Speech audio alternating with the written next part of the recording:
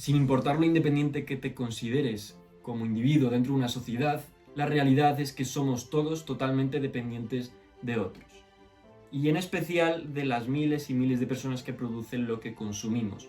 Y para que estas personas produzcan, son necesarios los incentivos económicos. Y los precios son el núcleo de estos incentivos dentro de una economía de mercado. En este vídeo vamos a explicar cuál es la función de los precios y por qué son tan importantes. La tarea principal de cualquier economía es la asignación de recursos que tienen usos alternativos. Y claro, la pregunta que le sigue a esta cuestión es cómo hace una economía para lograrlo. Evidentemente, como es lógico, cada tipo distinto de economía lo hará de una manera diferente. En una economía feudal era el señor el que ordenaba a las personas que tenía bajo su poder dónde y cómo asignar los recursos, dónde cultivar el trigo, la cebada, dónde poner el fertilizante. Y esta historia se repite en las sociedades comunistas del siglo XX. Por ejemplo, la Unión Soviética organizó una economía moderna mucho más compleja de una forma muy similar. Y por el contrario, en una economía de mercado coordinada por precios, con los precios, no hay nadie ahí arriba que ordene y que asigne los recursos, que diga qué es lo que hay que hacer. Y el cómo se las apaña una economía compleja para organizarse, para coordinarse de manera espontánea, es una pregunta que desconcierta a muchos. Se dice que el último presidente de la Unión Soviética, Mikhail Gorbachev, le preguntó a la primera ministra Margaret Thatcher que cómo hacía ella para que la gente tuviese alimentos. Fíjate cómo vería este hombre la situación en su país, la Unión Soviética, como para hacerle esta pregunta a la primera ministra británica. Ella lo que respondió es que ella no tenía que hacer nada. Simplemente los precios hacían que la comida viniese de otros países. Sin el papel que desempeñan los precios, imagina la cantidad de burocracia, la monumental burocracia que se necesitaría para abastecer solo de comida, de alimentos, una ciudad. Y ya no te digo un país entero. Además que la Unión Soviética en el año de su disolución, en 1991, tenía alrededor de 290 millones de habitantes. Solo imagina la cantidad de papeles que se necesitaría, la cantidad de información, la cantidad de precios fijados artificialmente, totalmente una locura.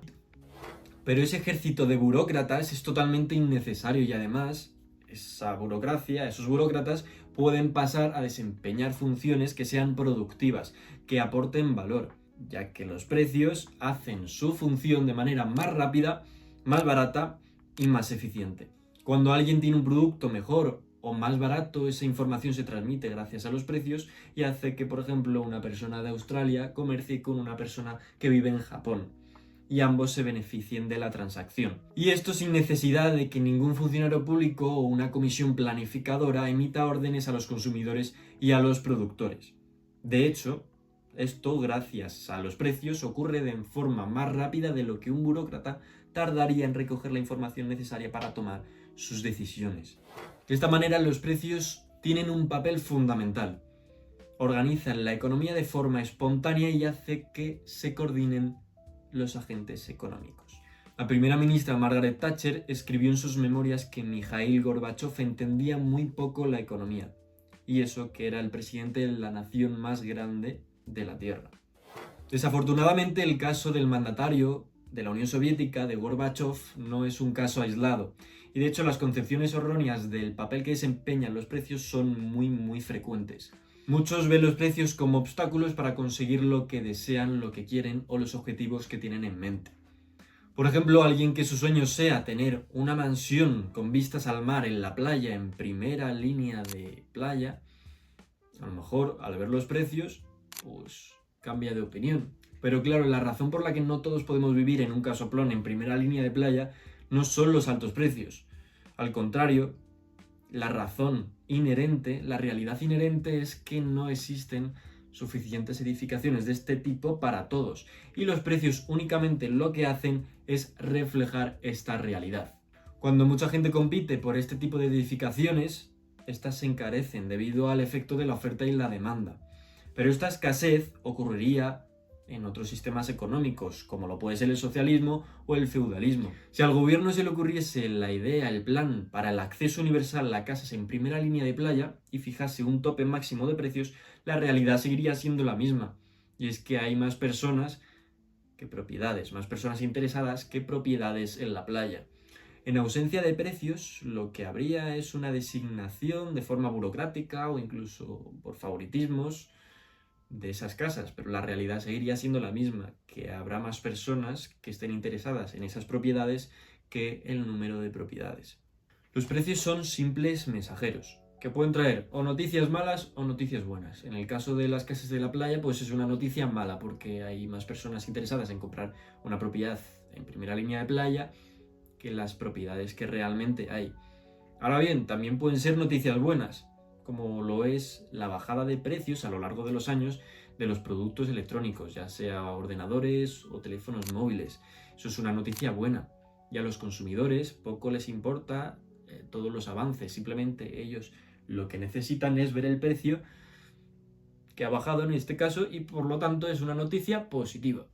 Y los precios no solamente orientan a los consumidores, sino que también orientan a los productores. Si el precio de un determinado producto sube, eso es una señal que indica a los productores que hay muchos consumidores que están deseando, que quieren ese determinado producto o servicio. Por lo tanto, habrá productores que dejen sus actividades, que serán menos productivas, para pasar a esta actividad que resulta más rentable y que por lo tanto está sirviendo para ofrecer ese producto que es deseado, más deseado que otros, a los consumidores.